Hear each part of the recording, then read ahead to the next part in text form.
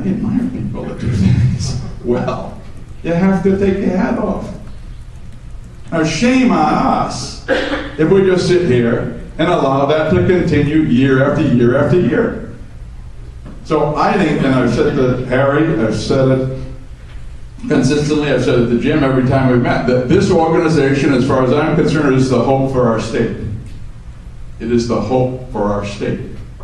Growing it, expanding the effort that Jeff is leading right now in terms of the outreach to small business is critical. Because, ladies and gentlemen, you know, this could roll back again so fast. Because I can take off all the things we've been doing. You know, when I came in, there was no co-share, zero toward the health care by state employees. Again, I don't fault them, you know, if you get the deal. We're all, you know, people like a good deal. We can't afford that. Now we got them all up to 20 to 25%. The co-pays for office visits were very low. Now they're up to what you're probably all paying now in your plans. We had a retiree health care that after 20 years you could retire from the state, no minimum retirement age, and have your health care paid for the rest of your life free. You wonder why? We got that changed 2 years ago. So there's a minimum retirement age. You got to work at least 20 years before you even get it. And then if you get it and you retire at the minimum, it's 59, I think, for the health care. We're up to 61 now for the pension. You co-share 20 to 25% of the premium, which is what we all pay. We made 2 changes to the pension, the state pension, that affects the teachers. You know, we put in the minimum retirement age and it just got increased last year to 61. And we reduced the percentage that you can get of your average of your 3 highest years. It's not enough, unfortunately, because we still can't afford it. That's why I've come back and said this year we've got to eliminate the cost of living increase. I don't know of a private pension plan in the state of the country that pays a cost of living increase of 3% or inflation, whichever is lower, for the rest of your life on your pension. I don't know of any. So all I've said, the principle here, and that's, you know, and I believe we should probably be in a defined contribution plan for new hires, as opposed to defined benefit. That's where corporate America, private businesses, small businesses have gone decades ago. They moved in that direction. When I came in, our tax burden, total tax burden, income tax, sales tax, and property tax was the 4th highest in the country. As Jim said, we're 10th, still high, moving in the right direction. I'm hoping when the 9 results come out, and you see, because all around us, people are raising taxes. Massachusetts raised their sales tax from 5 to 6 1/4. We didn't. We haven't raised a single tax. In fact, the flat tax is coming down. I think you're going to see our rankings improve if this legislature keeps doing what we've been doing. Now, I spent last weekend with Sue when we were down at the National Governors Association. Met with the president, met with all the other governors. The issue, I think, is what Jim was talking about.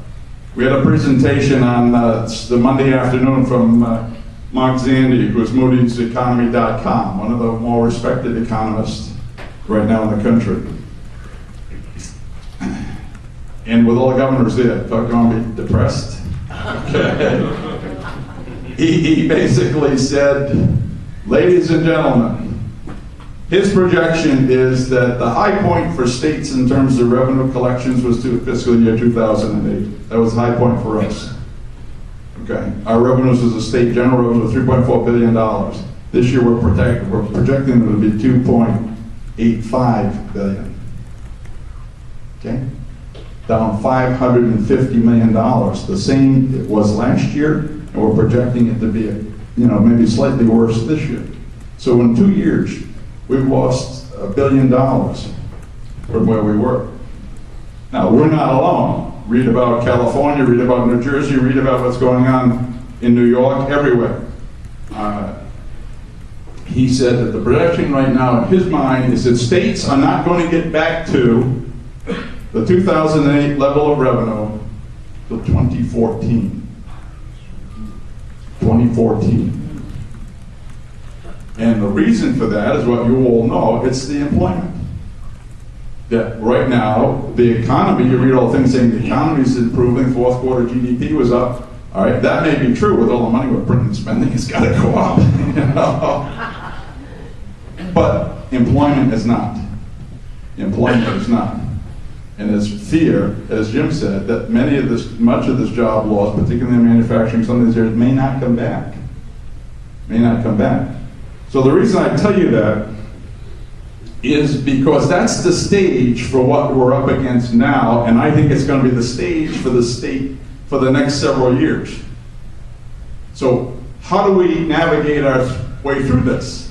As I said in the State of the State, what I'm trying to do is, you know, the ship's been headed for the rocks. Okay. I'm trying to move this baby, you know, and head it away from the rocks, navigate us through this terrible economic downturn right now. It's going to go down in history as the worst since the Great Depression, there's no question about it. Right? Without raising taxes and putting us in a stronger position so that when we come out of this, which we will eventually, we will be better as a state and better off and better able to sustain ourselves. Now, what do we have to do that? Because you've heard me in the past say, I used the line when I think it first came in, you know, looking at the state of Rhode Island. I said, sort of, you know, like a restaurant. Maybe some of you heard me say this, you know. The food's bad. Okay.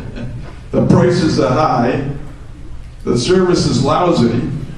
All right? But the owner thinks his solution is to get more customers. Okay? In other words, all you hear is we need more jobs, more jobs, more jobs, which is true. You know, but you gotta have decent prices, good food, and good service. Then maybe people will find their way to your restaurant. And sometimes in the General Assembly, Jeff, I feel like, you know, I keep saying, you know, the ship's taking on water. The ship of state is taking on water. All right, I'm trying to bail it. You know, some of them are drilling holes in the bottom thinking that's the way they're going to let the water out.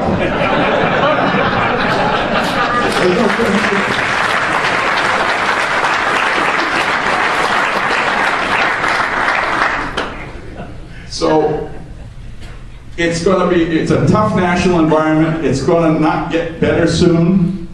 That's the reality. I wish it were different. Somebody told me 3 years ago, Governor, after you've done all this work, all these years, you're going out and the county's in the tank. All right? And it's amazing, isn't it? I'm the only Republican elected statewide. Our whole delegation is the other party. Federal delegation is the other party. 94% of the General Assembly is the other party. But Governor, it's all your fault. Isn't that amazing? You know, some days I go home and say, I must really be a powerful person. that I could be the cause of all of this problem. Really. You know, it's staggering. But the point is that nationally climate is not going to improve. We're in for a tough sled here for several years. Number two, we have in fact made a lot of progress. All right, Gary Sass is here. He's just, you know, he's been on the team working on a lot of pieces and some of the others. We have made a lot of progress. I said also these lines, it's sort of like the patient's hemorrhaging internally. You know, because internal hemorrhaging has been going on. Well, the first thing you do is you got to stop the bleeding before you can put them on a fitness regimen, you know. And that's what we were trying to do, stop the bleeding. Stop the hemorrhaging inside. All right, then we get on the fitness program, which is what we're doing. So we made progress, but the point is now it's urgent, more urgent than ever to drive through the changes that are going to position us as a state to be where we need to be. And what are they? And I'll finish with, you know, Carrie and I had this conversation the other day. I said that I'm fully supportive and doing everything I can to help Jeff on this program to reach out, because you need the business community really engaged in this.